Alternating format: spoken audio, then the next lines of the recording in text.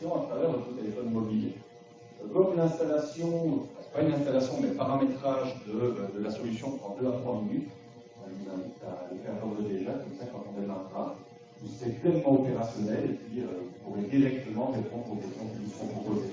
Donc simplement pour utiliser cette solution, rien de plus simple, vous allez sur votre navigateur internet avec votre téléphone. Soit vous activez vous ouvrez le SMS qui vous a été envoyé, vous cliquez sur le lien et vous encodez en code session le code qui est affiché sur la diapositive, ou soit vous encodez live.classroom.com dans votre navigateur internet et vous suivez la procédure, et puis comme ça on pourra interagir. Voilà, on va bientôt démarrer, je vous invite à le faire en amont, comme ça vous serez directement opérationnel. Merci à vous.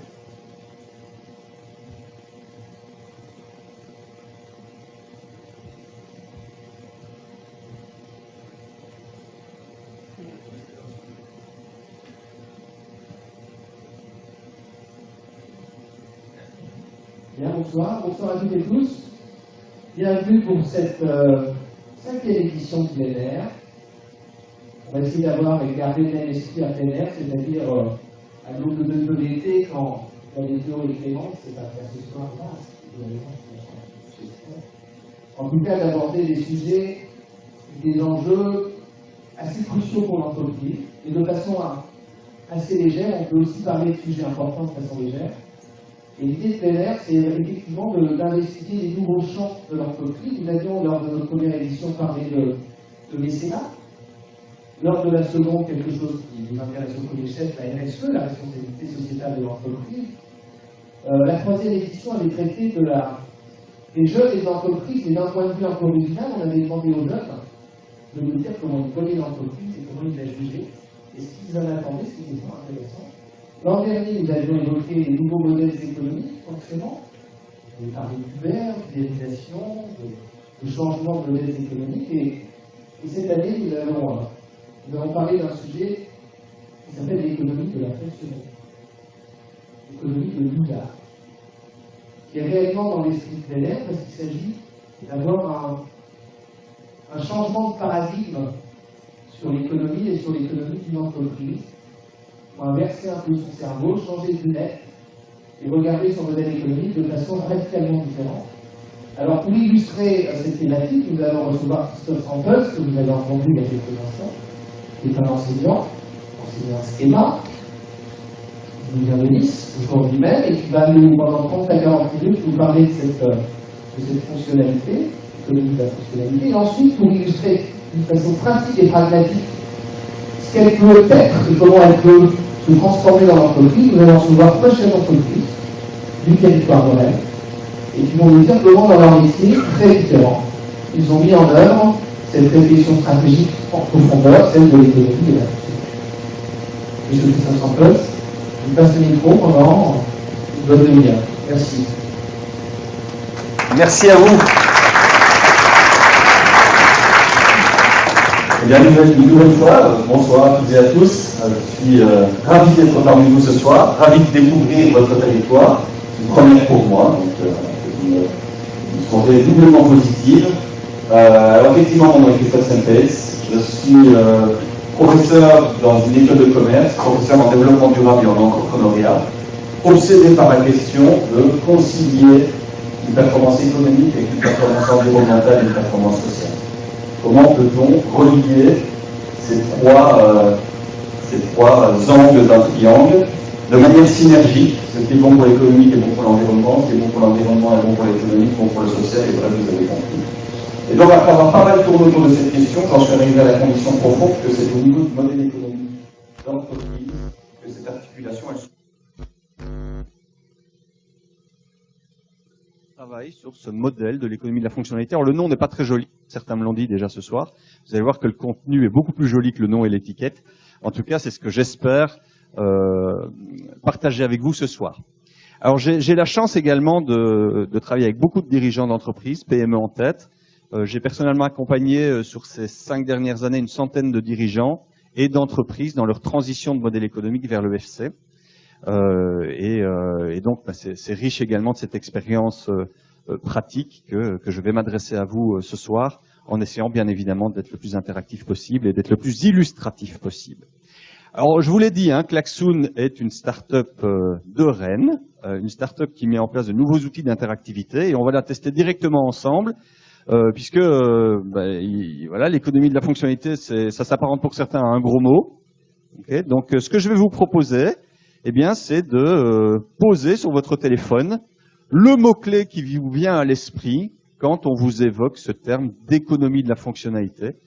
Et dans 40 secondes, eh bien, on aura un très beau nuage de mots qui va s'afficher et qui nous donnera à voir la perception de l'Assemblée à l'égard de ce que pourrait être cette fameuse économie de la fonctionnalité. Alors, à vous de jouer, il me faut juste un mot.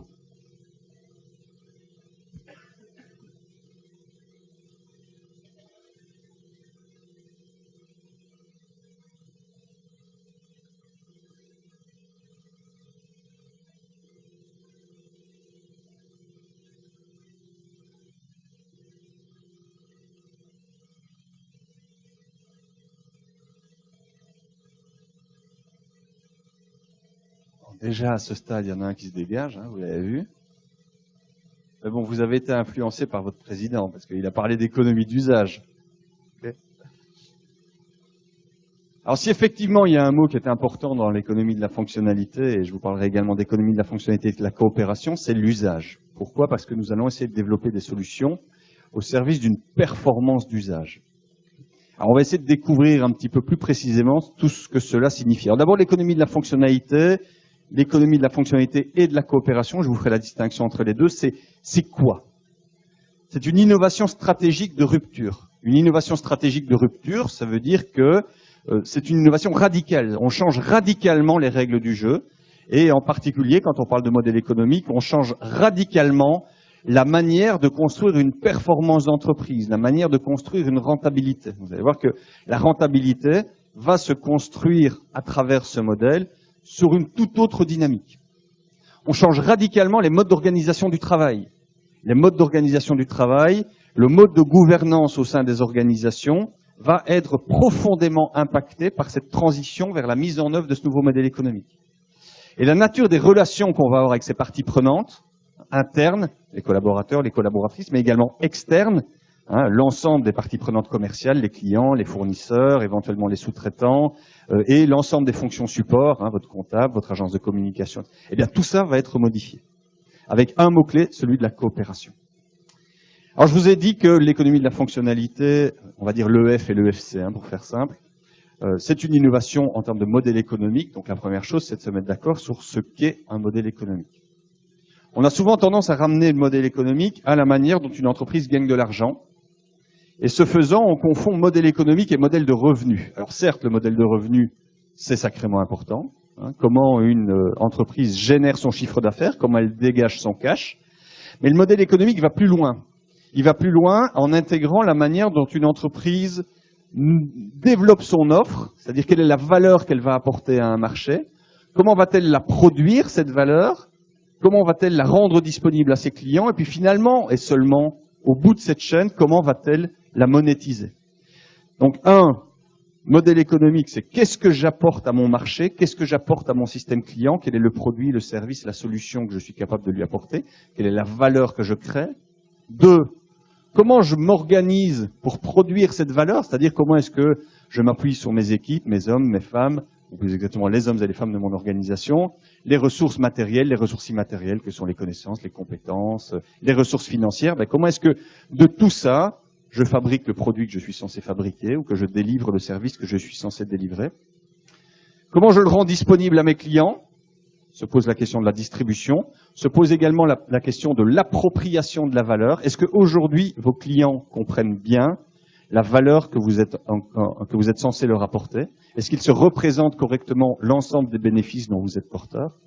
Et puis ensuite, et seulement en bout de cette chaîne, se pose la question de la capacité à monétiser à sa juste valeur la valeur que vous apportez à votre marché. Est-ce que vous arrivez, oui ou non, à monétiser comme il se doit l'ensemble des efforts que vous mettez en œuvre dans le cadre de la production de cette valeur? Ça, c'est le modèle économique. Alors pourquoi est-ce que ce modèle économique, il faudrait le changer? Parce que les modèles économiques aujourd'hui dits classiques sont des modèles économiques qui, souvent, pas toujours heureusement, mais souvent, sont confrontés, à une difficulté à valoriser à sa juste valeur toutes les pépites qu'on a dans son entreprise. Vous avez des connaissances, vous avez des compétences, vous avez des savoirs, des savoir-faire, il y a de la confiance entre les individus. Est-ce que tout ça, ça se monétise à sa juste valeur? Pas toujours. Vous avez parfois des difficultés à tenir vos prix. Okay. Pression forte sur les prix. Parfois, c'est lié à une configuration de votre chaîne de valeur qui vous est défavorable, parce que celui avant vous ou celui après vous exerce une pression importante sur vous qui rend difficile la capacité à tenir vos prix. Parfois, c'est vos coûts qui sont structurellement en hausse, et donc, par effet de ricochet, c'est la marge qui trinque. Parfois, vous avez de l'innovation là dans vos entreprises, mais vous n'arrivez pas à la libérer, vous n'arrivez pas à la mettre en marché, parce que simplement le modèle économique va pas avec l'innovation que vous avez dans vos placards. Je vous donnerai des exemples dans un moment.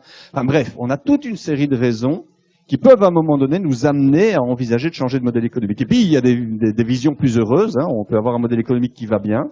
On perçoit que dans les 3, 4, 5, 6 ans à venir, la chaîne de valeur va se désintermédiariser, se restructurer. Il y a des enjeux de fond qui vont impacter votre secteur d'activité. Et qu'aujourd'hui, c'est important d'anticiper ces modifications pour envisager un changement de ce modèle économique.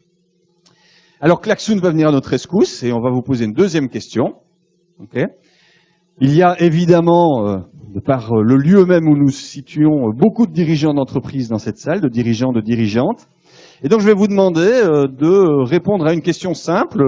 Parmi vous aujourd'hui, qui se sent à l'étroit dans son modèle économique d'entreprise? Soit parce qu'il a le sentiment, comme je l'ai dit, que difficile de tenir les prix, difficile de préserver la marge, difficile de libérer l'innovation, difficile de résister à la pression de la chaîne de valeur, ou simplement parce qu'il y a des opportunités qui sont pas simples à saisir et que peut-être qu'en adaptant le modèle économique, on pourrait être mieux armé pour saisir ces opportunités.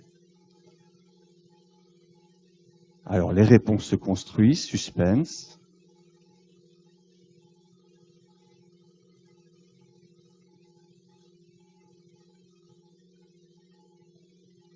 On y est presque.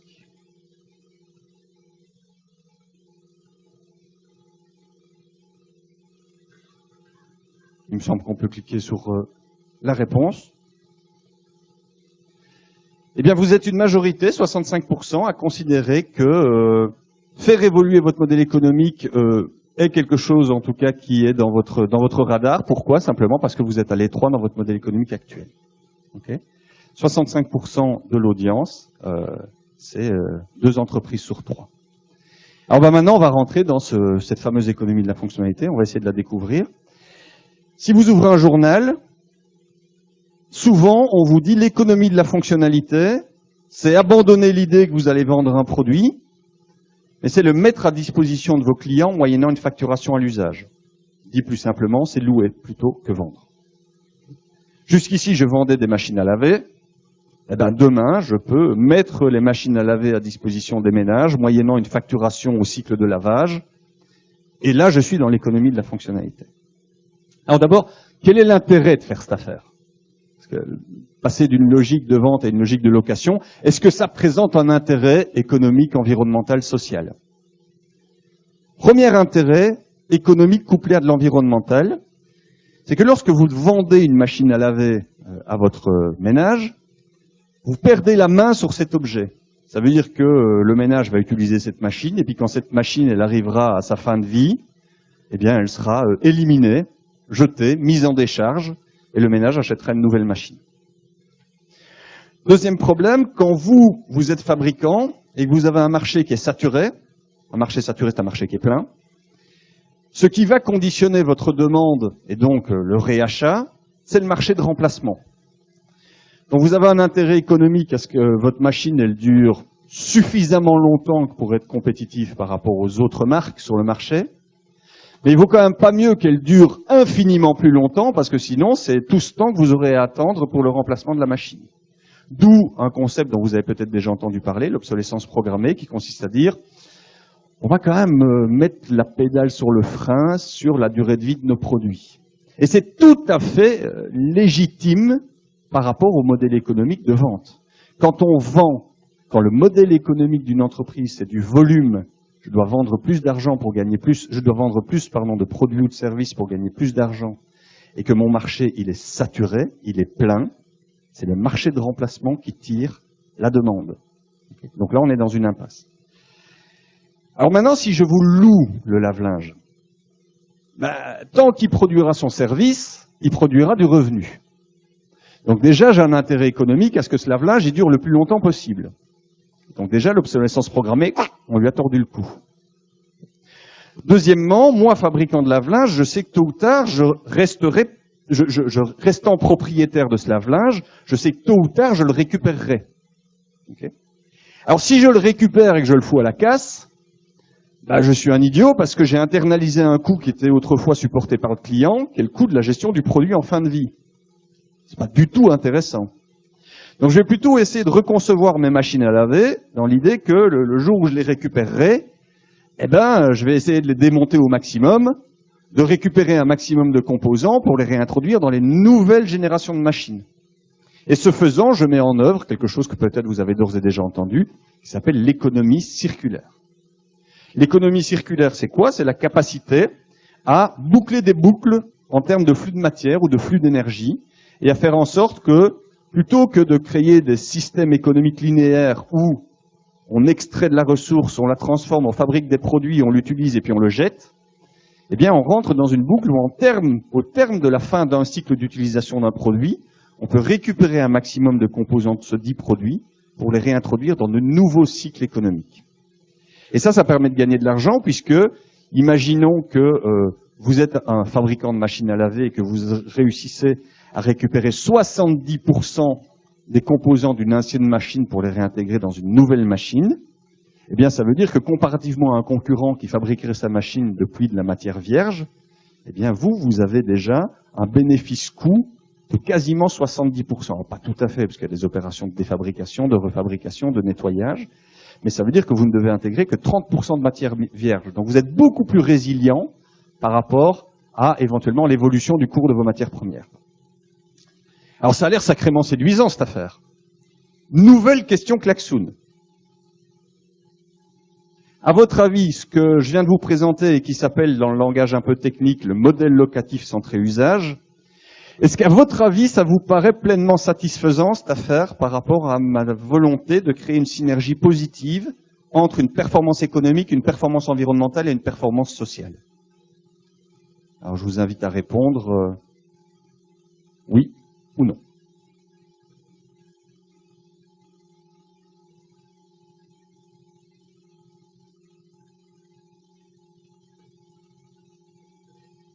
C'est très pratique parce que ça permet de boire un coup.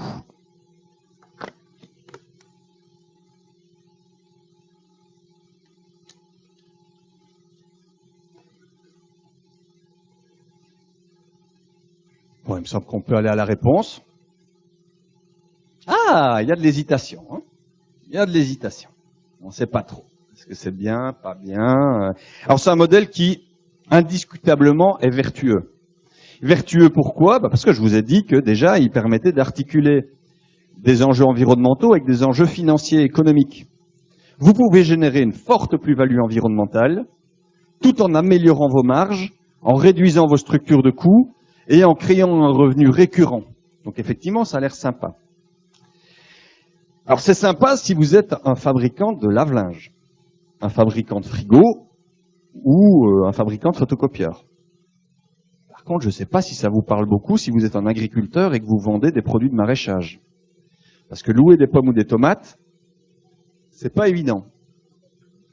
De la même manière, si vous êtes un avocat, que vous êtes une entreprise de service à fort contenu immatériel, ces modèles locatifs, c'est pas forcément quelque chose qui fait sens. Ça marche bien pour les biens d'équipement durables ou de semi-durables, mais pour les autres catégories, c'est beaucoup moins évident. Et puis si effectivement on a un couplage étroit entre une performance environnementale et une performance financière, économique, la question du social, elle n'est pas forcément adressée. Et donc ça veut dire quoi? Ça veut dire que ce modèle a d'indiscutables vertus, et il faut le promouvoir autant que faire se peut, mais il n'est pas applicable à tous les cas, et il n'articule pas forcément les enjeux sociaux dans cette recherche de la mise en synergie. Alors qu'est-ce qu'on peut faire par rapport à ça? Eh ben, on peut essayer d'aller un pas plus loin et de passer à l'économie de la fonctionnalité et de la coopération. L'économie de la fonctionnalité et de la coopération, c'est le passage d'un modèle où vous allez vendre un produit, un service ou une solution associée, à un modèle d'entreprise où vous allez vendre une solution intégrée. Je vais vous dire des gros mots, mais après je vais vous les expliquer. Une solution intégrée centrée sur une performance d'usage, on retrouve le terme que vous avez utilisé tout à l'heure, ou sur une performance territoriale. Alors maintenant, je vais rebobiner, je vais vous expliquer le contenu. Solution associée versus solution intégrée. C'est quoi la différence entre les deux? Lorsque vous allez chez votre concessionnaire automobile pour acheter une nouvelle voiture, vous pouvez acheter une voiture et puis votre concessionnaire, il va vous proposer d'acheter un contrat d'assurance, il va vous proposer d'acheter un contrat de financement, un contrat de maintenance, bref, autour du produit, il va associer toute une série de services supplémentaires ou complémentaires. Si vous décidez de dissocier l'offre, d'enlever le financement, d'enlever l'assurance que vous allez prendre chez votre courtier, d'enlever la maintenance parce que vous allez prendre chez votre petit garagiste du coin, la voiture que vous allez acheter ne va pas rouler moins bien pour autant. Donc ça veut dire quoi? Ça veut dire que la performance d'usage de la voiture, la manière dont la voiture elle va se comporter quand vous allez l'utiliser, performance d'usage, c'est comment est-ce que les choses se comportent quand on l'utilise, elle ne va pas être influencée, elle ne va pas être dégradée si vous dissociez. Okay? Et ça, c'est une des raisons pour lesquelles beaucoup d'entreprises ont des difficultés à valoriser pleinement les services qu'ils offrent à leurs clients. Parce que systématiquement, on rentre dans de la négociation. Ouais, mais si tu m'enlèves ça, ça fait combien? Et puis si tu m'enlèves ça, ça fait combien? Et puis ça, j'en ai pas vraiment besoin. Par contre, j'aurais besoin de ça. Et on en arrive à des trucs invraisemblables. Alors, une solution intégrée, maintenant, c'est quoi? On va prendre un exemple très simple, très caricatural, très réducteur. Imaginez que je veux développer une solution intégrée de mobilité. Plus exactement, je veux intégrer le transport par bus et le transport par train. Aujourd'hui, comment se synchronisent les bus et les trains? Ils se synchronisent sur base des horaires théoriques. Vous avez un bus qui arrive devant la gare à 11h07, les gens descendent, vont sur le quai, et à 11h12, vous avez le train qui arrive et qui démarre. Et puis évidemment, on a tous déjà fait l'expérience d'un bus qui est censé arriver à 11h07, mais qui arrive à 11h10. On descend, on court, on arrive sur le quai et on voit le train qui s'en va. Et donc, la connexion n'est pas bonne, c'est-à-dire que la solution de mobilité n'est pas fluide. Imaginez maintenant que je dote le bus et le train d'un petit appareil qui va leur permettre d'échanger de l'information en temps réel. De manière à ce que la synchronisation ne s'opère plus sur horaire théorique, mais sur horaire réel. Qu'est-ce que ce bus et ce train échangent? Ils échangent de l'information. Dans mon jargon, je parle de ressources immatérielles. Okay. Cette ressource immatérielle, elle vient au service de la performance d'usage du système. Ça veut dire quoi? Ça veut dire que le système va être plus efficace s'il se synchronise sur le temps réel que s'il se synchronise sur le temps théorique. Ça veut dire quoi? Ça veut dire que si j'enlève cette ressource immatérielle d'information, la performance d'usage se dégrade. Donc ça veut dire quoi? Ça veut dire que quand vous avez une solution associée, vous pouvez la dissocier sans que la performance d'usage du cœur de votre offre ne soit altérée. Quand vous développez une solution intégrée, si un client vient vous trouver et vous dit « oh, mais ce truc-là, j'en ai pas besoin », la performance d'usage du système va baisser, donc le client n'a pas intérêt à désintégrer la solution. Et donc on arrive bien mieux à valoriser ces ressources immatérielles. Ok? Alors, par rapport à ça, je vous ai dit, il y a deux grandes modalités de mise en œuvre. Première modalité de mise en œuvre, une solution intégrée centrée sur une performance d'usage. La deuxième étant centrée sur une performance territoriale. Alors là, je vais vous les expliquer avec des exemples. Je vous ai dit tout à l'heure qu'une des problématiques de nos modèles économiques, c'est leur caractère volumique.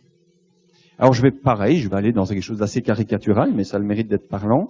Imaginez que vous êtes une entreprise fabriquant des pesticides à destination des agriculteurs. Vous vendez des produits phytosanitaires en vue de protéger la culture des agriculteurs.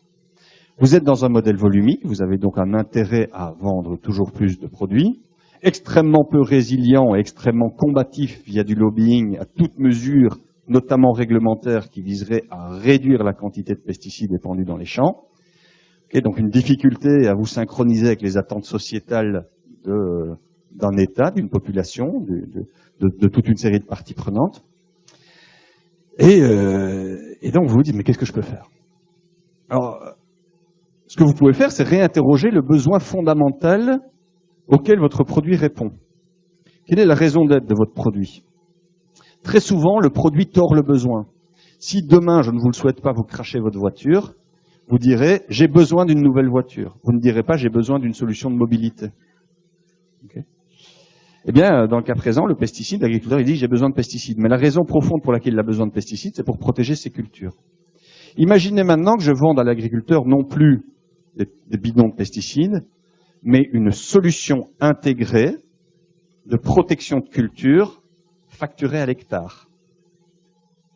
Qu'est-ce qui a changé?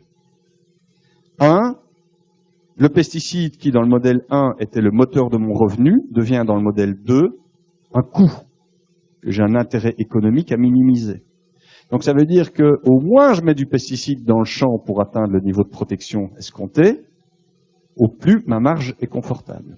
Donc déjà, j'ai complètement renversé la chaussette. Je suis passé d'un modèle volumique à un modèle centré valeur. Qu'est-ce qui va me permettre d'accroître ma rentabilité? Lorsque je vais arriver, que je vais travailler la première fois avec un agriculteur, je ne connaîtrai pas ses pratiques, pas la manière dont il travaille, je ne connaîtrai pas son climat, je ne connaîtrai pas son terroir, je ne connaîtrai pas la nature des nuisibles dans son territoire. Donc j'aurai à apprendre beaucoup de choses. Et donc forcément, au départ, on sera un peu essai-erreur. On ne sera pas forcément le plus efficace tout de suite. Mais au fur et à mesure qu'on va travailler ensemble, on va apprendre à se connaître, on va apprendre à coopérer les uns avec les autres. Okay. On va apprendre à identifier quels sont les bons prédateurs de parasites. Et donc, ça veut dire quoi? Ça veut dire qu'on va être en capacité d'être de plus en plus efficace dans la mise en œuvre de la solution. Alors, au départ, on va pas prendre de risque, on va mettre du phyto. Et puis après, on va réduire le phyto, puis on va commencer à prendre conscience qu'on peut faire du piégeage sexuel d'insectes, prédateurs. Et puis, on va commencer à se rendre compte que si je réintroduis une biodiversité qui va être en prédation des nuisibles, eh bien, je peux m'appuyer sur un service écologique rendu par ces insectes de manière à construire ma marge. Donc ça veut dire quoi? Ça veut dire que toute la connaissance que je vais gagner sur la pratique agricole de cet agriculteur, la connaissance de son terroir, qui va dépendre de la qualité de notre coopération et de la longévité de la relation partenariale et coopérative entre nous, mais également la capacité à m'entourer de bonnes compétences complémentaires, eh bien tout ça va venir développer mon efficacité, mon efficience et donc ma rentabilité.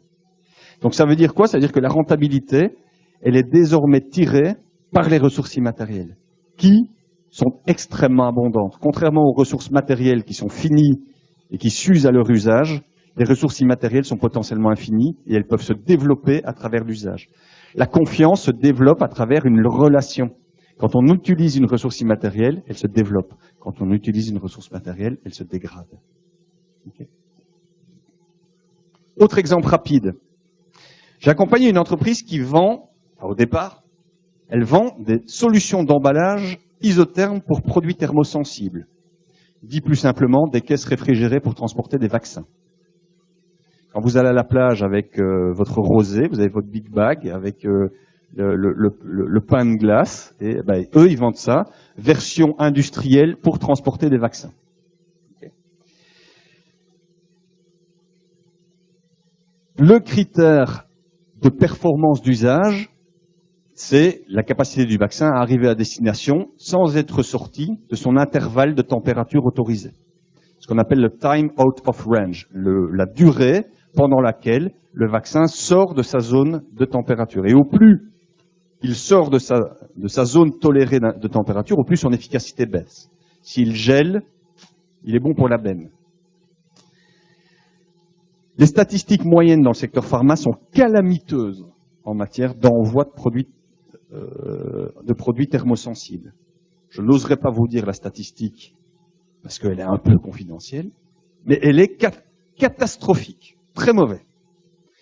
Alors on s'est intéressé à pourquoi c'est très mauvais. Pourquoi est-ce qu'il n'y a pas de performance d'usage dans cette affaire? Et donc on a commencé à essayer de questionner la chaîne de production. Et on s'est dit, ben aujourd'hui, comment est-ce que cette boîte elle est conçue? Elle est conçue d'abord, sur base du cahier des charges que le labo pharmaceutique va envoyer à notre entreprise, qui s'appelle Isovation, et qui va définir les caractéristiques thermiques du produit, l'inertie thermique, la masse, etc., etc. Okay. Le time out of range.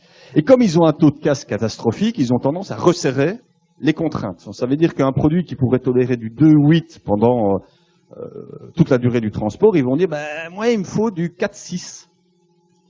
Et le problème, c'est que les coûts de solution, ils sont logarithmiques. Ça veut dire que développer une solution isotherme pour respecter du 2,8 ou développer une solution isotherme pour respecter du 4,6, c'est pas du tout la même histoire en termes de coûts de développement et en termes de barrières thermiques. Ça veut dire que ça fait s'envoler les coûts pour le client.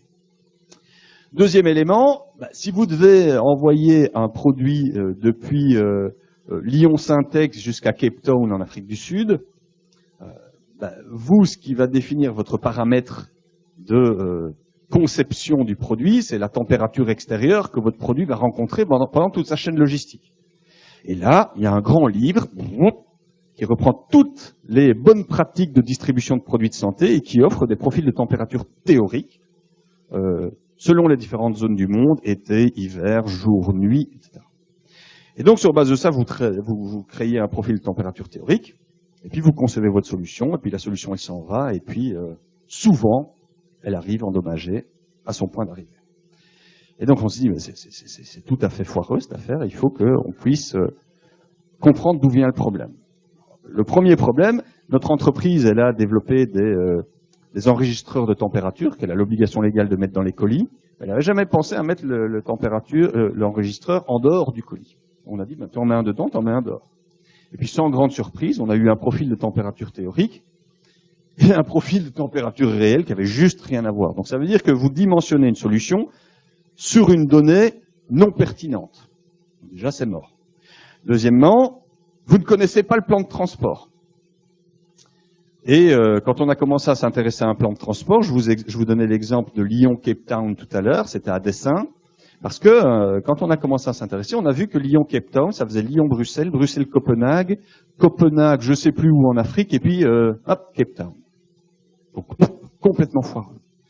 Donc ça veut bien dire qu'il n'y a absolument aucune maîtrise de la chaîne d'utilisation, d'usage de cet emballage. Et donc on a commencé à nouer des partenariats avec les transporteurs pour co-construire avec eux des plans de transport, et on a commencé à capter de l'information sur les températures réelles pour créer un algorithme de conception d'une solution qui soit beaucoup plus fine en termes de gestion des risques de transport de produits de santé.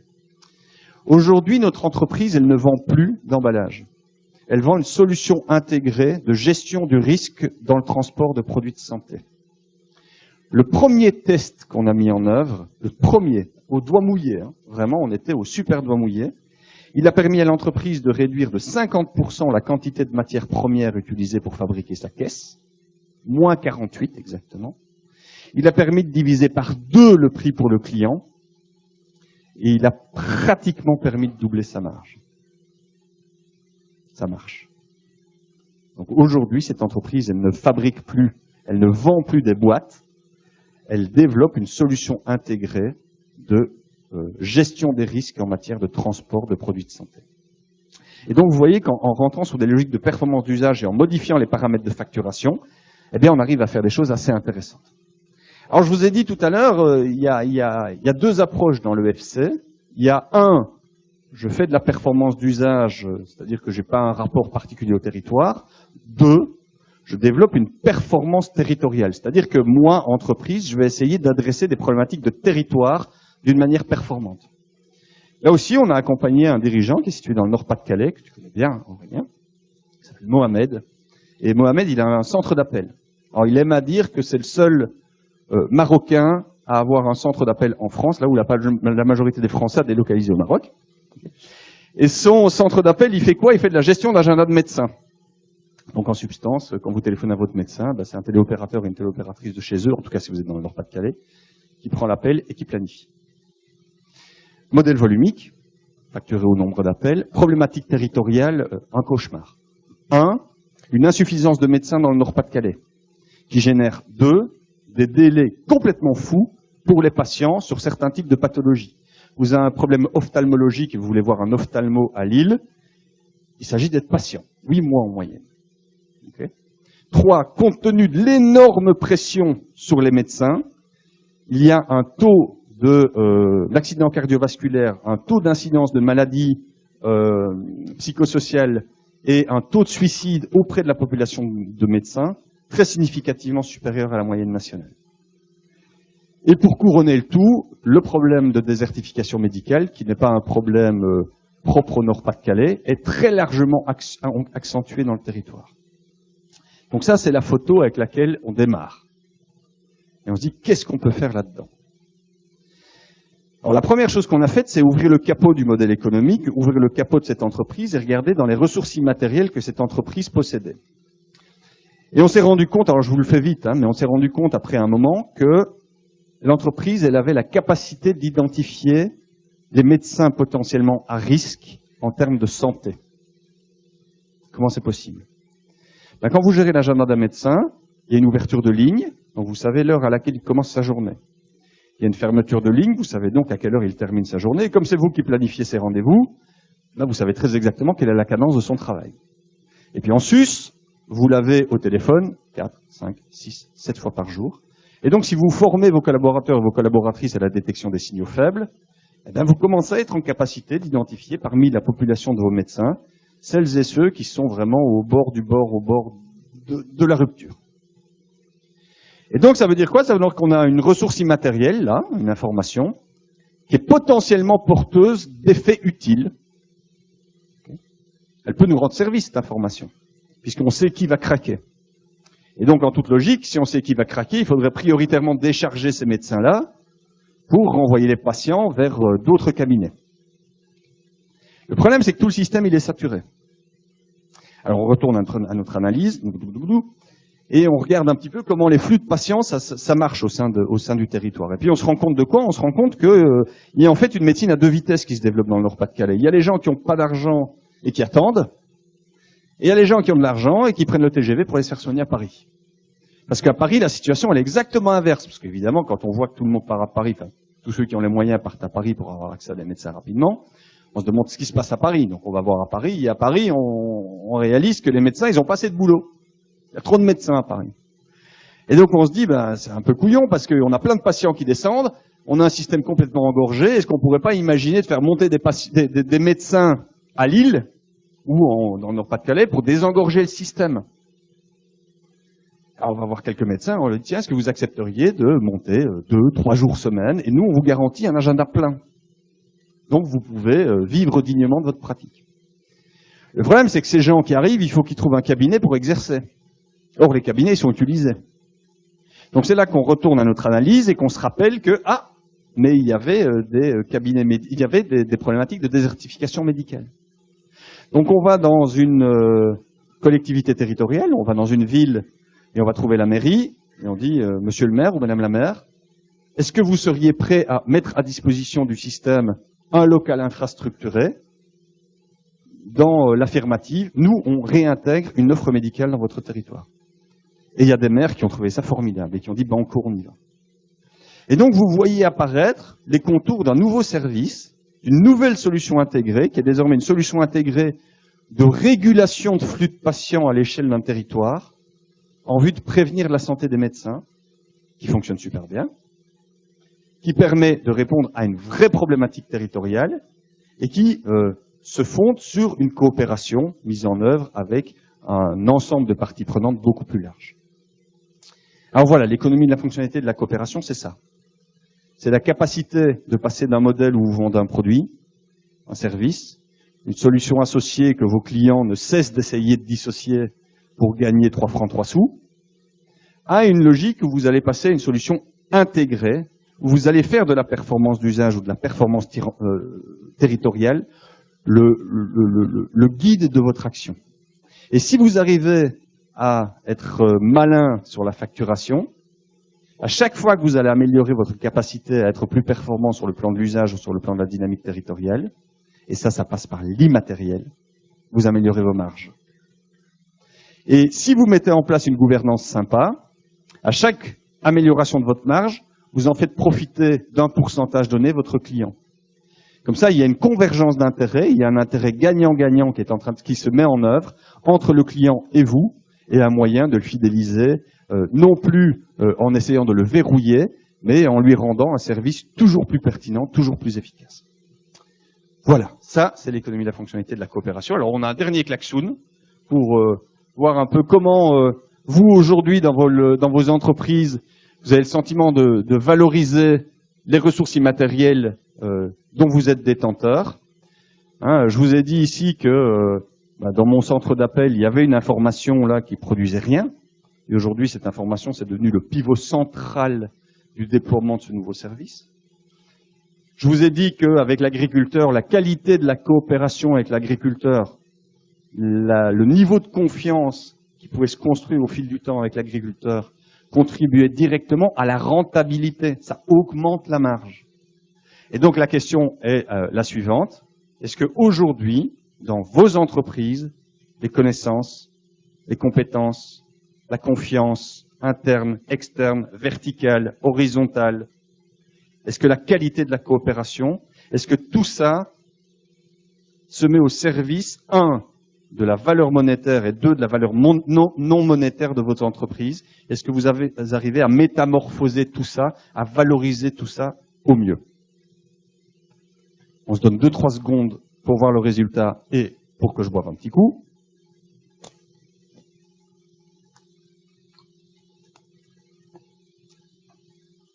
Et ben voilà, 75% ne parviennent pas à valoriser à leur juste valeur les ressources immatérielles. Et malheureusement, j'ai juste envie de vous dire, c'est normal. C'est normal parce que les modèles économiques classiques ne sont pas configurés pour ça. Ils sont extrêmement médiocres dans la capacité qu'ils offrent à valoriser les ressources immatérielles de votre entreprise. Et si on se rappelle, 65% de l'audience disait se sentir à l'étroit dans son modèle économique, ben vous voyez que en fait, ce chiffre est plus près de 75 que de 65. Voilà, je vous remercie pour votre attention. J'espère que j'ai été clair, surtout. Merci à vous.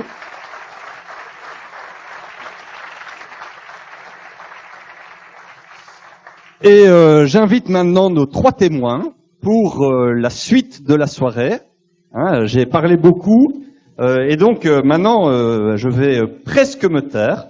Et je vais donner la parole à Aurélien Pasquier, à Catherine Fayet et à Gilles Simonessa.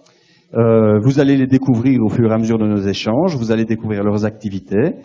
3 dirigeants d'entreprise qui sont engagés dans une dynamique d'évolution vers l'économie de la fonctionnalité de la coopération, vers ces solutions intégrées, ou qui ont une conviction profonde que c'est vers là qu'il faut aller. Et ils vont nous expliquer pourquoi, comment, etc. Alors, je ne vais pas les présenter parce que je le ferai évidemment beaucoup moins bien que ce qu'ils ne feront eux-mêmes. On va se la jouer bâton de parole et je vais vous passer la parole successivement les uns après les autres. Aurélien, tu démarres. Aurélien, tu es à la tête d'une agence de communication que tu as fondée il y a 14 ans, qui s'appelle l'agence Everest. Enfin, elle a changé de nom. Elle s'appelle aujourd'hui l'agence Everest. Tu as ressenti le besoin de faire évoluer ton modèle économique de manière assez significative il y a quelques années. La question, c'est pourquoi. Et avant de répondre à ce pourquoi, je voudrais que tu nous exposes, de manière à ce que ce soit clair pour tout le monde, quel est le modèle économique prototypique d'une agence de communication, c'est-à-dire le modèle qui était encore le tien il n'y a pas bien longtemps. Alors bonsoir à tous. L'orientation d'un modèle économique d'une agence de communication aujourd'hui, elle est très orientée outils, à savoir produire un site internet, produire une plaquette, produire un logo, une identité graphique, du référencement. Éventuellement, on peut agrémenter ça d'un service de stratégie de communication, peut-être même de marketing. Tout ça orienté outils.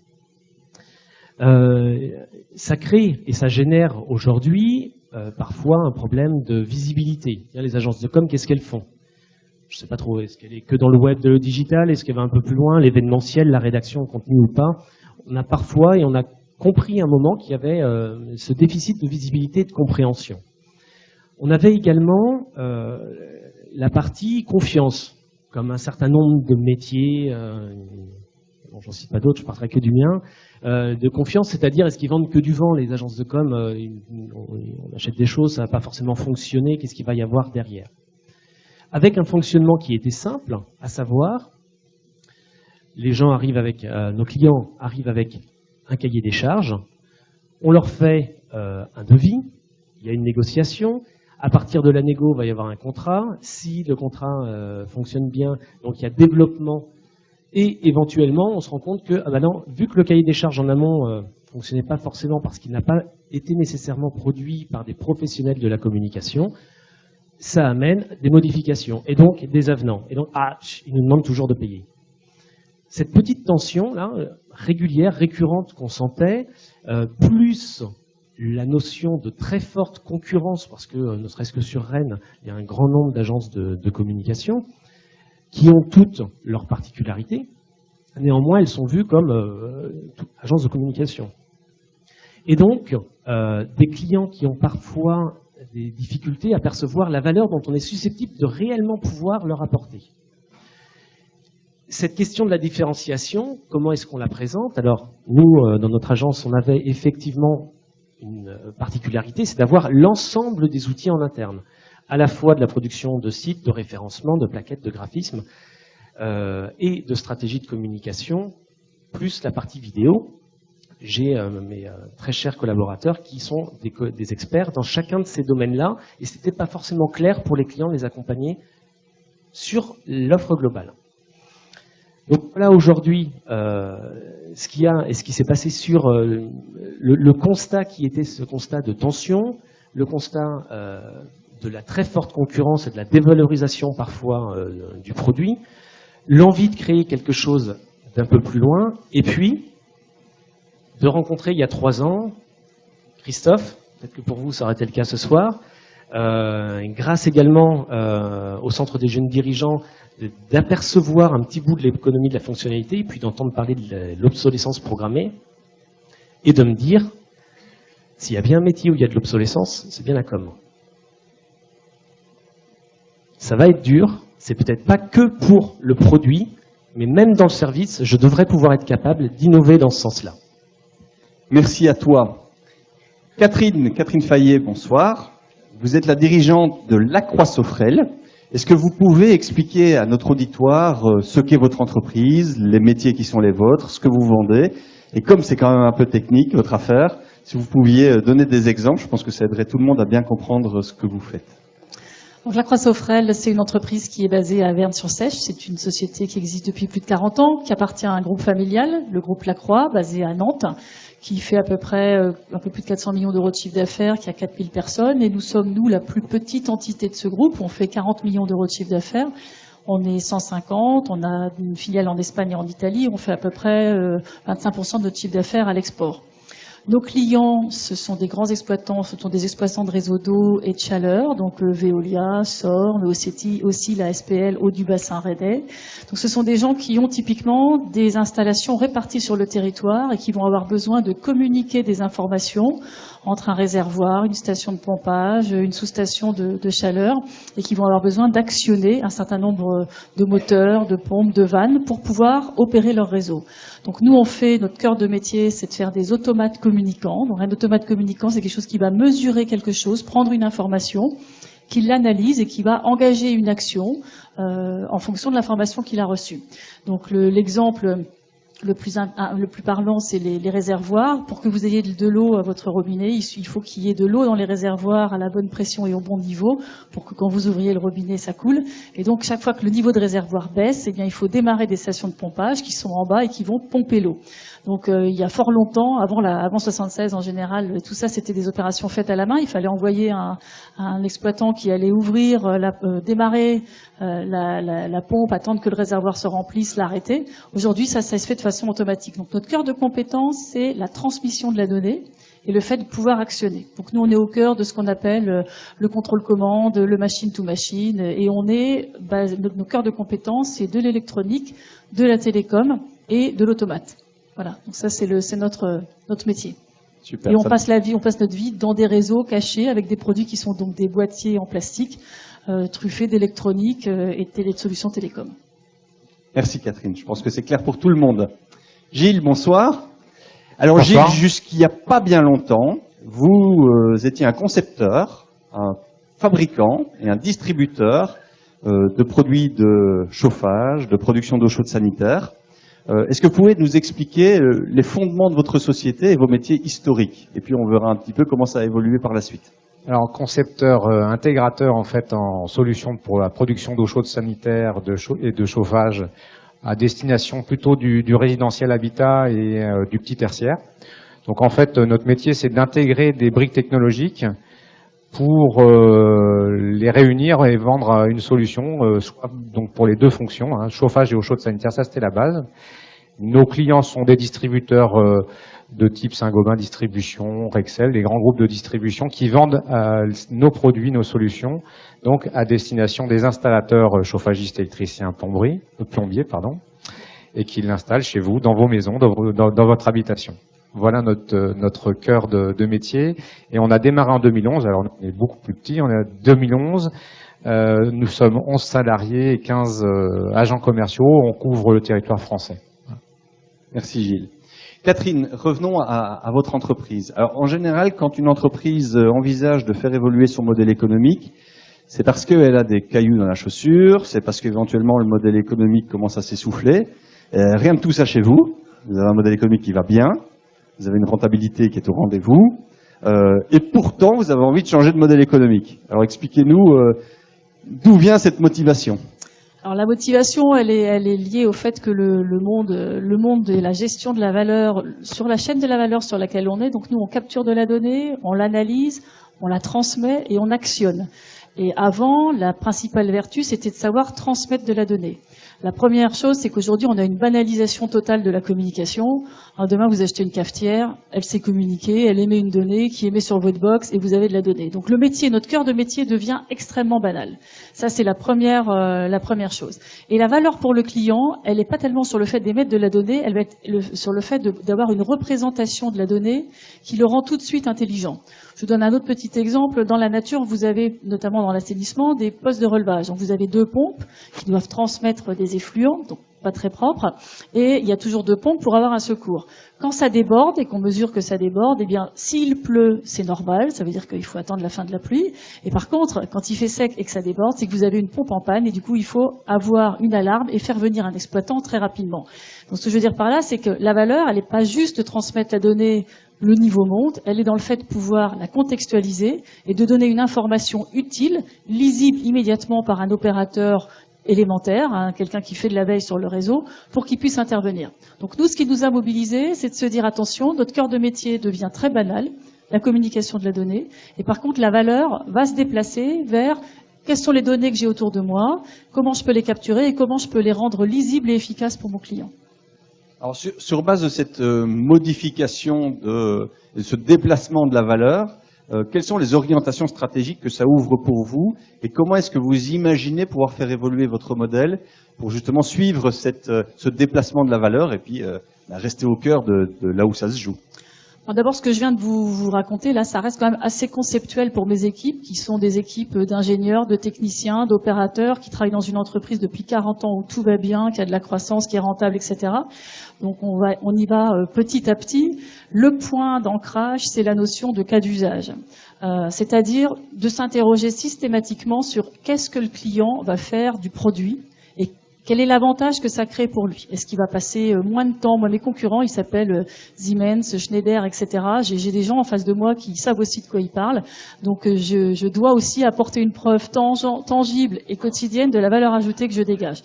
Et donc, c'est vraiment l'axe de travail, c'est de remettre à chaque fois. Donc, le verbatim même de cas d'usage est quelque chose de nouveau et il faut beaucoup de temps pour l'installer auprès des équipes pour vraiment avoir une obsession qui suffit pas de livrer le client à temps, de lui envoyer un devis quand il nous pose une question, mais c'est bien de dire quand je sors un produit, qu'est-ce que le client va faire avec et qu'est-ce que je lui fais gagner comme temps.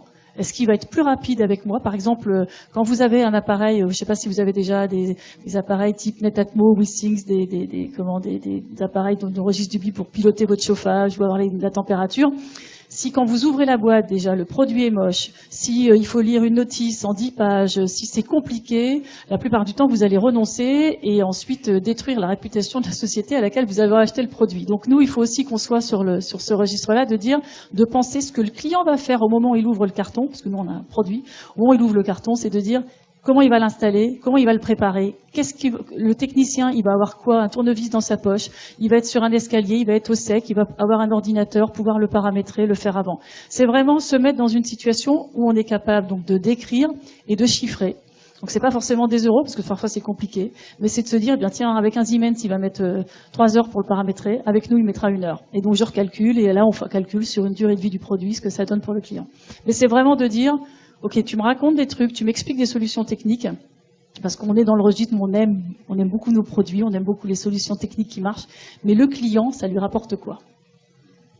Et bien évidemment, le lien avec ce dont on a discuté préalablement est immédiat. À partir du moment où on s'intéresse au cas d'usage, à la manière dont l'usage s'opère au niveau du client, à partir de ce moment-là et à partir du moment où on arrive à documenter les chaînes d'utilisation, les chaînes d'usage des produits, on peut commencer à engager une meilleure prise en charge de cette fameuse performance d'usage que j'évoquais tout à l'heure. Merci Catherine. Aurélien, tu as exprimé qu'une agence de com avec un modèle classique, c'est un prestataire concevant, développant des outils de communication. Toi, tu sentais une forme d'usure et une forme d'inadéquation au marché à te représenter ton métier comme ça. Et depuis un petit moment maintenant, tu as lancé un nouveau concept, qui est le concept d'agence de communication fonctionnelle. Est-ce que tu peux nous expliquer de quoi il s'agit ? Alors c'est très simple, une agence de communication fonctionnelle, c'est une agence qui fait de la communication qui fonctionne. C'est pas mal, mais encore. C'est-à-dire, si je reprends les termes qu'on a pu travailler avec l'économie de la fonctionnalité et de la coopération, c'est finalement une solution intégrée qui est à la fois au service de la stratégie de communication et au service de la stratégie d'entreprise. Bref, on sort de l'outil et on va aller chercher à quoi servent les outils. C'est un peu la question qu'on s'est posée. À quoi servent tous les outils que l'on produit régulièrement? On s'est posé cette question-là déjà parce qu'on a remarqué qu'en interne dans l'équipe, il y avait une très forte valeur, d'apprentissage et de pédagogie. Quasiment tous mes collaborateurs sont des pédagogues. Et on leur dit souvent, tiens, ça c'est très intéressant, au moins tu parles français, tu parles pas technique quand je parle avec toi. Donc un certain nombre de points comme ça, vous l'avez compris, c'est les ressources immatérielles. On a réussi à en noter un certain nombre et de se dire, là, on a quelque chose de précieux. Ensuite, je vous l'ai dit tout à l'heure, contrairement à d'autres agences qui ont d'autres spécificités, la nôtre, c'est finalement d'avoir tous les outils. Alors qu'est-ce qu'on peut en faire de cette spécificité? Il y a la question également de la pérennité, c'est-à-dire qu'aujourd'hui, quand on travaille avec la création d'un outil, finalement, c'est assez arrangeant que l'outil devienne assez vite obsolète. Ça tombe bien, les navigateurs Internet nous aident en changeant tous les 2 ans et Google en changeant son algorithme tous les 2 mois. Donc, l'obsolescence arrive très vite. Donc finalement, on peut réenclencher un devis à nouveau régulièrement. Ça, c'était l'ancien modèle. Alors que dans le nouveau, la communication qui fonctionne, c'est plutôt, on vient nous voir pour un outil, par exemple, et là, on va poser la question. Bon, l'outil, c'est pour quoi faire? Ben, c'est parce que c'est prévu comme ça, il faut qu'on fasse un site Internet. D'accord? Mais pourquoi un site Internet? Ben, parce que c'est dans notre plot de communication. D'accord? Il y a une stratégie, probablement, c'est laquelle? Et ainsi de suite, et on remonte jusqu'à la stratégie d'entreprise. Et à partir de là, on va être en mesure de redescendre, puisqu'on a l'ensemble de ces compétences-là en interne, de redescendre vers le véritable usage de ce que l'on aura à produire, nous, réellement, au vu des enjeux de l'entreprise. C'est quoi? C'est de la notoriété? On va développer et on va faire tous les outils nécessaires pour développer la notoriété. C'est développer le chiffre d'affaires? On va être en mesure de réfléchir à une stratégie avec le client et en coopération. Et ça, c'est extrêmement important, cette partie coopération, puisque finalement, on va offrir une solution all-inclusive, performante et en temps réel de tous les outils de communication, sans engagement, garantie sans engagement et garantie sans avenant. Alors précisément, tu disais il y a un instant, nous sommes une agence de communication fonctionnelle, nous développons une communication qui fonctionne. Certains sceptiques pourraient dire waouh, c'est super, mais c'est un beau slogan marketing, et puis finalement, toutes les agences au monde seraient censées faire ça. Est-ce que ça a été jusqu'à une innovation, une modification à la fois de votre mode de contractualisation, de votre mode de facturation? Est-ce qu'il y a un vrai signal en termes de facturation sur le fait que vous ne faites plus votre métier de la même manière? Effectivement, on a travaillé cette partie-là et c'est d'ailleurs ce qui nous fait rentrer dans l'économie de la fonctionnalité. C'est-à-dire qu'en gros, on va remplacer un chargé de com externe avec les prestataires qui pourraient embaucher en plus. Ça, à moindre coût, pour une efficacité, une performance accrue. Pourquoi accrue? Parce que justement, il y a chacun des experts à l'intérieur de l'entreprise. Et le fait que ce soit un abonnement mensuel qui soit sans engagement. Donc si on veut que notre client reste avec nous, on est obligé d'être bon cette fois-ci. Et comment est-ce qu'on va gagner notre argent puisqu'on est sur une version all-inclusive où on peut tout faire? L'idée, c'est pas que le client cherche à nous faire tout, absolument tous les outils. C'est de toujours travailler en coopération. Nous, on lui offre un service performant à un moindre coût que s'il avait à embaucher quelqu'un. Et de notre côté, nous, on gagne grâce à la mutualisation, à nos 14 années d'activité où on sait exactement où aller, à quel moment, sur quelle activité, et à rentabiliser l'ensemble grâce à des leviers de volume, notamment en référencement, ou puis en mutualisation. En mutualisant l'ensemble des outils pour nos clients, on arrive à les faire grimper ensemble. Donc on va même créer une communauté de clients pour aller plus loin. Donc on est vraiment dans une relation gagnant-gagnant des deux côtés. Donc ça veut dire un abonnement, une mensualité au sein de laquelle le client, en fonction de ses besoins propres au service de sa stratégie, peut vous solliciter. Pas d'avenant, pas d'obligation de durée, et donc l'obligation d'être bon, l'obligation de répondre toujours de très très près aux besoins et aux conditions d'usage des outils de communication qui vont être mis en œuvre au service de la stratégie. C'est exactement ça, avec la notion de la qualité de la coopération qui va donner la qualité de la performance qui ira derrière. Et vous voyez combien les ressources immatérielles de coopération, mais également de compétences et d'expériences accumulées au fur et à mesure de ces 14 années, se mettent au service de la rentabilité de ce type de modèle. On est donc bien passé sur un modèle d'économie de la fonctionnalité de la coopération où c'est bien les ressources immatérielles qui tirent la dynamique de performance de l'entreprise et sa dynamique de rentabilité pour un coût moindre pour le client, à service équivalent s'ils avaient dû être internalisés complètement chez le client. Donc on a là un cas tout à fait intéressant. Merci Aurélien. Gilles, vous étiez, il y a un petit moment, concepteur, fabricant et distributeur de techno, on va faire simple. Aujourd'hui, vous êtes un intégrateur au service de l'autonomisation énergétique de vos clients. Ça veut dire quoi? Ça veut dire quoi? En quoi est-ce que votre métier a changé? Et expliquez-nous. On le fait évoluer en tout cas. On était donc, comme je vous l'ai expliqué tout à l'heure, fournisseur de solutions pour la production d'eau chaude sanitaire et de chauffage, donc des fonctions assez basiques à destination de l'habitat, plutôt en utilisant des technologies à énergie renouvelable, hein, donc pour faire des économies d'énergie sur des installations ou des matériels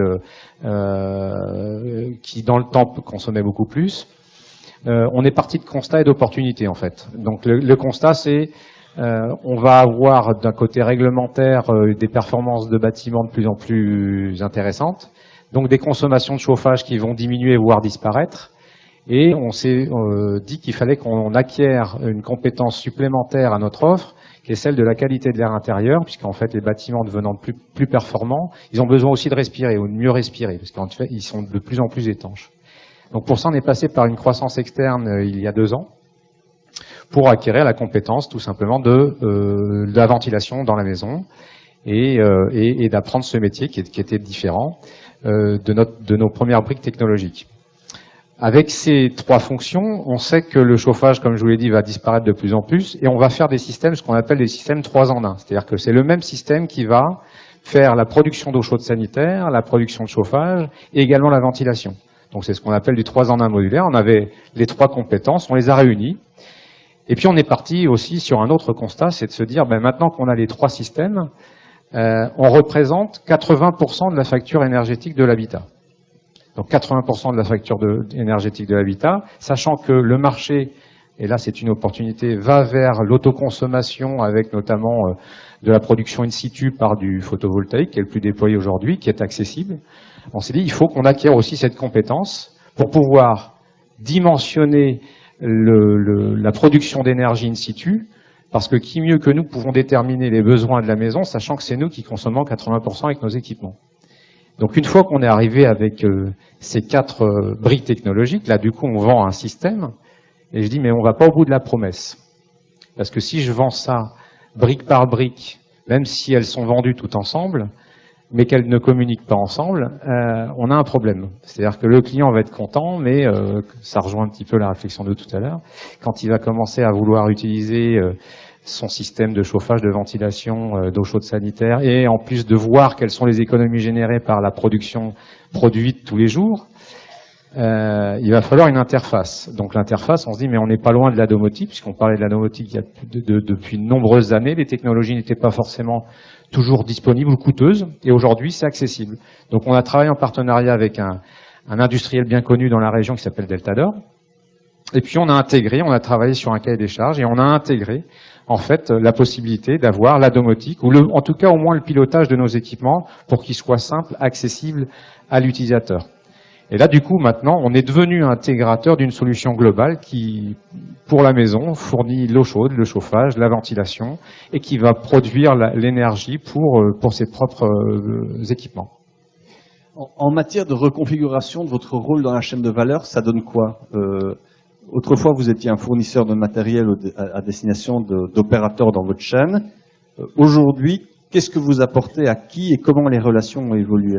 Les relations évoluent parce que il est vrai quand on s'adressait aux distributeurs pour expliquer ce qu'on avait à vendre dans notre catalogue avec des cartons pour faire de chauffage de l'eau chaude, aujourd'hui on est obligé d'aller vers le consommateur directement, au moins en termes de communication, pour faire connaître le système. Donc du coup on a déposé une marque qui s'appelle Esprit Zéro Carbone, puisque tous nos équipements fonctionnent à énergie renouvelable et donc à base électrique. Donc avec peu de rejet de gaz à effet de serre. Donc on a, à travers ce concept marketing, Esprit Zéro Carbone, le moyen de communiquer directement avec le particulier, avec l'utilisateur final, et de devenir en fait l'apporteur d'affaires à toute la chaîne de valeur et en tout cas tous les intermédiaires qu'on avait auparavant, qui éventuellement en plus diluaient le message qu'on avait à passer.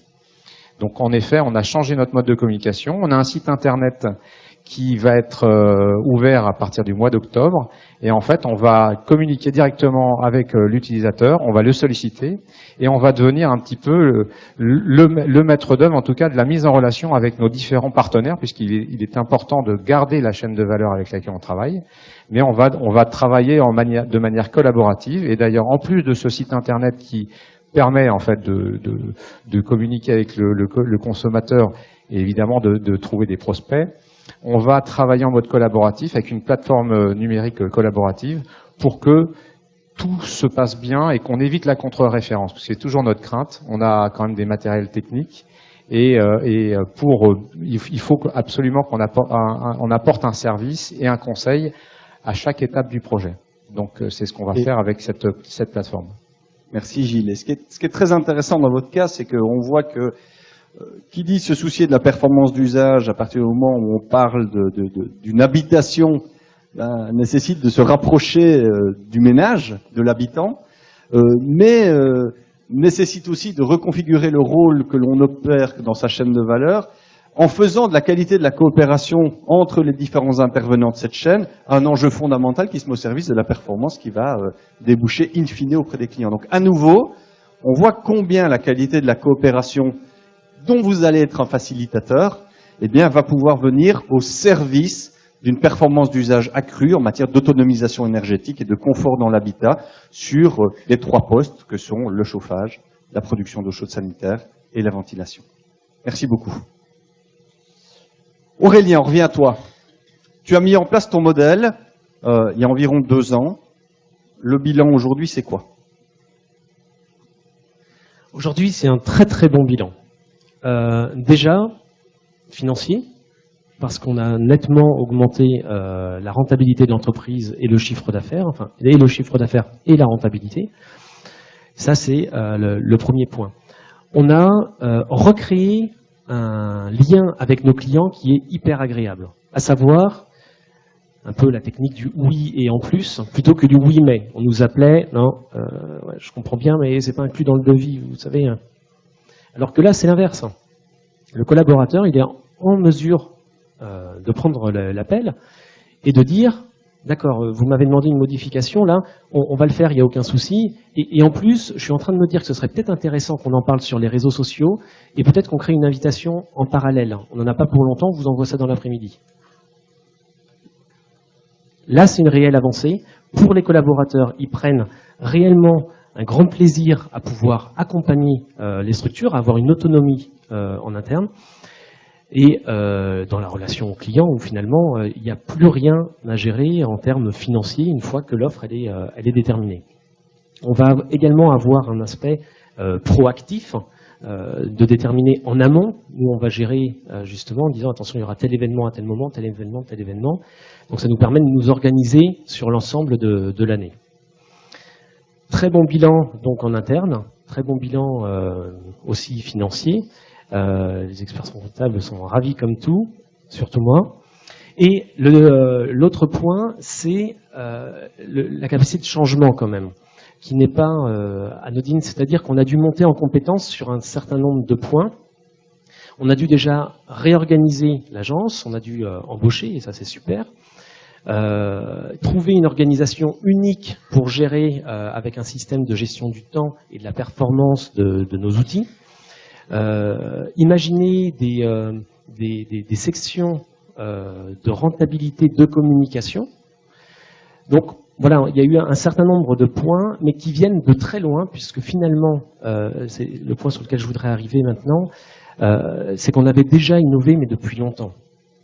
J'ai dès le début associé mes collaborateurs, ils sont déjà très investis, ils ont participé, ils ont co-élaboré la nouvelle offre. Ça c'est indispensable quand on change et qu'on va vers l'économie de la fonctionnalité, d'inclure ces équipes immédiatement. Sinon, vous allez être complètement partant, vous allez travailler pendant un an et demi sur le nouveau système, et vous allez devoir réattendre encore un an ou un an et demi de mettre en place le temps de former les équipements. Donc là, ils ont participé directement et ils se sont lancés immédiatement dans l'aventure. Et ce système d'organisation un peu spécifique fait que finalement, on n'a pas tout changé dans l'organisation, dans l'entreprise. On a changé le modèle d'affaires, mais au quotidien, on fait le même métier, mais avec beaucoup de plaisir. Donc l'innovation, c'est pas forcément une innovation de rupture. Et parfois, quand vous allez chercher dans vos externalités, dans les ressources immatérielles, vous trouvez plein de fondements pour changer très rapidement. Commencez à changer très rapidement, mais changer lentement et sur la durée. Merci. Et alors, j'ai appris une chose intéressante, c'est que, et je ne le savais pas jusqu'à très très peu, c'est qu'il se trouve que Gilles est client de l'agence Everest, un des clients communication fonctionnelle. Donc, parole au client. Ça a l'air super séduisant du point de vue de l'agence. Est-ce que le bilan, il est aussi positif du point de vue du client? Parce que j'ai signé. Donc, ça va bientôt faire un an, je crois. On a démarré ensemble. Alors, c'est vrai que pour moi, c'est confortable. Bon, d'abord, dans une petite structure, c'est vrai que quand on commence à parler de communication, on parle d'abord de nos documentations papier, puis ensuite, on se dit, il faut quand même un site internet, puis ensuite, on se dit, maintenant, avec les réseaux sociaux, c'est important. Oui, mais un réseau social, il n'y en a pas qu'un. Donc, il y en a plusieurs. Il faut s'attaquer à tout. Bon, c'est pas notre métier. Déjà, on a assez de boulot tous les jours avec nos propres produits.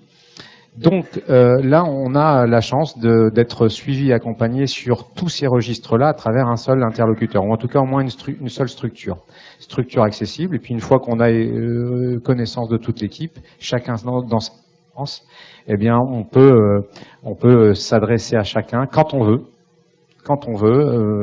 À n'importe quel moment, et c'est très réactif. Donc pour moi, c'est super confortable. Et au plus, je sais ce que ça me coûte, puisque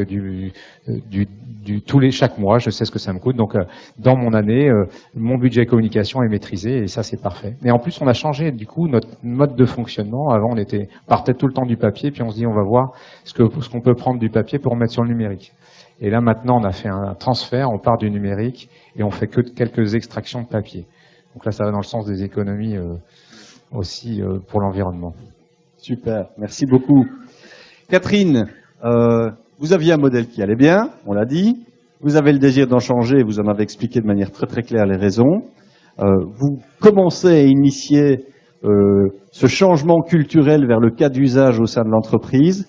C'est une aventure facile, c'est semé d'embûches. Comment ça se passe dans un environnement comme celui de votre entreprise ? C'est dans tous les cas une aventure passionnante, facile, je dirais on mesurera dans 3 ans si c'était facile ou pas. En tout cas, c'est quelque chose sur lequel il faut travailler tous les jours, avec deux points forts. Le premier, c'est l'aspect culturel. Et au sein de la culture, je mets la façon dont on s'adresse aux clients, c'est-à-dire plus travailler avec les clients pour que eux-mêmes nous décrivent comment ils utilisent nos produits et la valeur que ça dégage pour eux. On a des utilisateurs qui peuvent être des opérateurs qui installent simplement le produit. J'ai aussi comme interlocuteur des acheteurs centraux qui, eux, se foutent un peu de la façon dont fonctionne le produit et qui veulent juste du prix. Donc c'est aussi travailler avec le client pour révéler aussi, qui nous aide à révéler la valeur sur la durée de vie du client, la durée de vie du produit, et représenter de façon convaincante, avec des critères qui sont ceux du client, représenter la valeur. On vend nos produits plutôt au-dessus du prix du marché. Donc représenter justement cette valeur-là et toujours être capable de venir l'exposer au client, lui dire voilà, tu as fait ça, avec notre produit, voilà ce que tu peux faire, et voilà le temps que tu gagnes. Donc ça, c'est vraiment le premier vecteur, c'est culturel, la façon dont on dialogue avec le client. Et le second vecteur, il est technologique.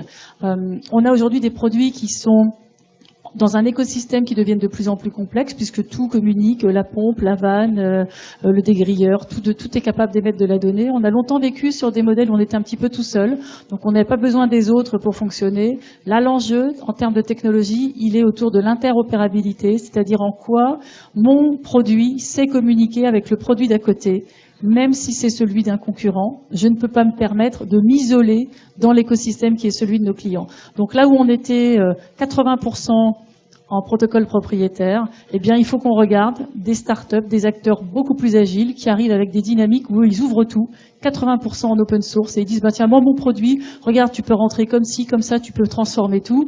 Ça pour nous c'est une vraie révolution culturelle. Donc c'est vraiment un aspect important.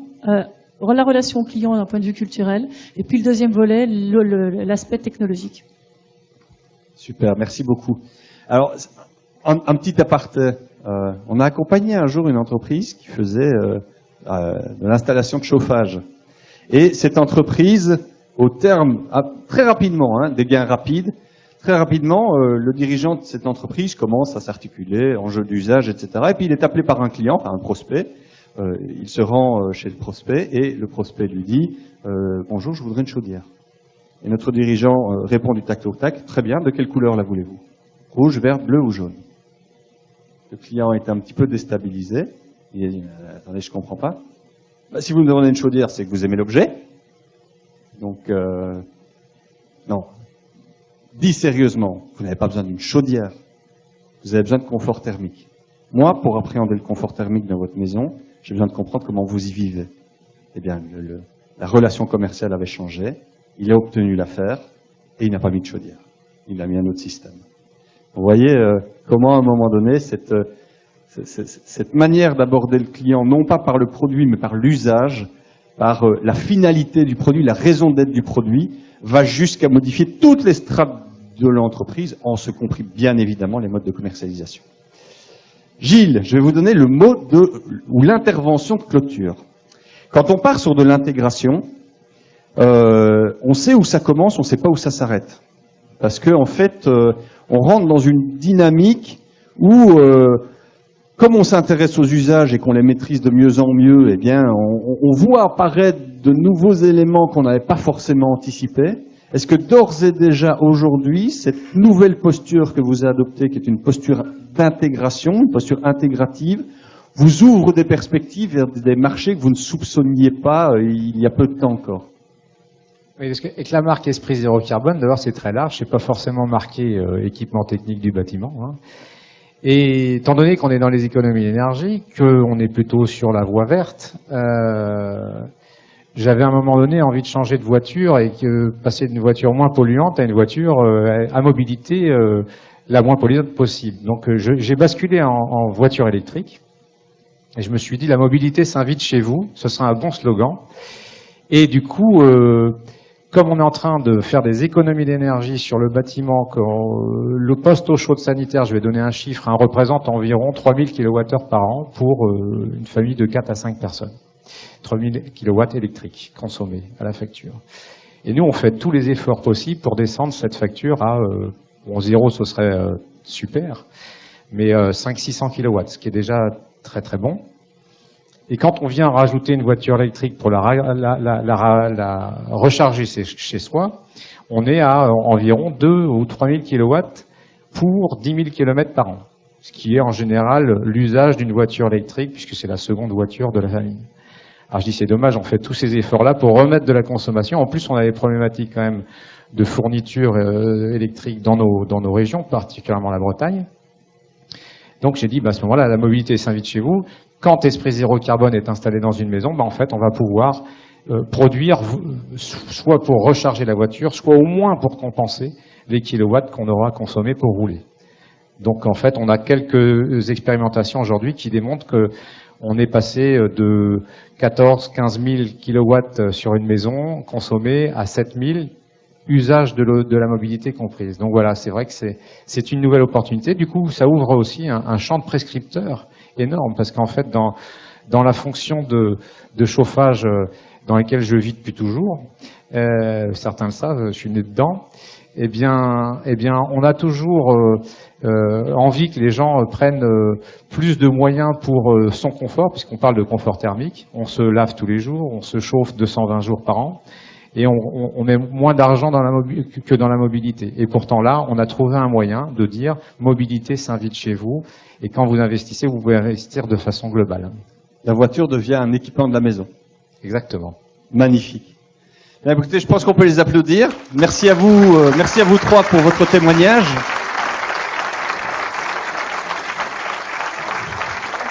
Et on est même dans le timing. Il y a même 10 minutes d'avance. Alors, est-ce qu'on prend quelques questions, ou bien est-ce que les questions, on les prend dans le jardin autour d'un verre? Président, qu'est-ce que vous en pensez? On va dans le jardin, tout le monde a soif. Alors, je vous donne le micro pour le mot de la fin. Juste un mot rapide. Je voudrais effectivement vous remercier chaleureusement. C'était très intéressant. Moi, j'ai compris qu'il fallait qu'on ne vende plus du moyen, mais qu'on vende du résultat. C'est quand même ce que vous essayez de poursuivre tous. Et vous avez un autre point commun, c'est que vous avez réussi à vous engager dans une démarche stratégique qui va faire que vos clients vont être de plus en plus fidèles. Et c'est quand même la moindre des choses que l'on puisse imaginer lorsqu'on est dirigeant d'entreprise et qu'on a les rênes et la stratégie de son entreprise et de celle des hommes et des femmes qui y travaillent dans ses mains. Fidéliser sa clientèle en transformant son modèle économique et en passant de la détention à l'usage, de l'investissement au budget de fonctionnement, du moyen au résultat. Merci beaucoup aussi à Christophe Samples. Et puis c'est vous.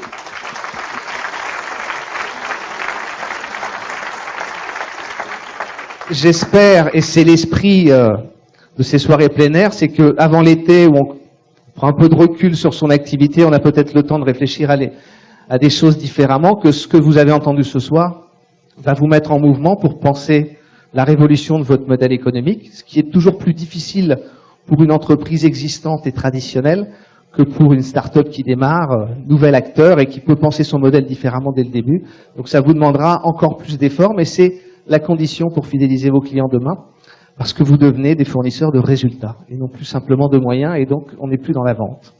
On est dans autre chose, dans de la fidélisation. Donc je voudrais pour finir appeler toute une série d'acteurs qui nous sont très fidèles depuis le début de plein air. Je veux parler des partenaires. Alors, les partenaires de la première heure, la société Spectaculaire, que j'aimerais convier sur le plateau, la société Pixel, la société AZTEP, les ateliers Lemay, je vous en prie, venez, la faculté des métiers et ces jeunes alternants apprentis qui sont dans les jardins, les apprentis en restauration et en service, qui vont vous servir pendant toute la soirée, la société Klaxoon, dont vous avez vu l'intérêt de leur solution, et enfin Numéricoupe, qui nous accompagne depuis cette année. Bien, je t'en prie.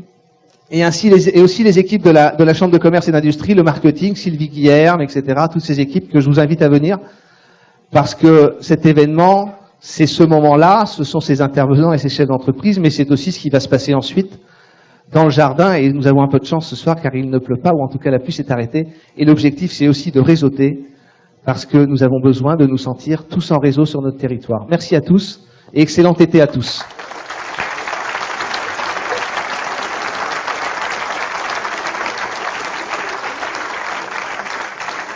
Si vous le voulez bien, je vais mettre, et vous allez me détester, je vais mettre un dernier obstacle entre le verre on a souvent tendance à se poser la question de savoir comment une conférence comme celle-là est susceptible de participer à l'enrichissement de représentation. Alors si vous vous rappelez, on a démarré l'exposé en disant c'est quoi le mot-clé que vous associez à l'économie de la fonctionnalité. Okay. Et bien on va la clôturer avec le même exercice. Et on verra si on a les mêmes résultats ou si cette soirée vous a permis d'enrichir ou d'utiliser une sémantique un peu différente par rapport à ce concept qui peut-être pour certains était nouveau. Et donc ce sera un dernier coup de klaxon ce soir.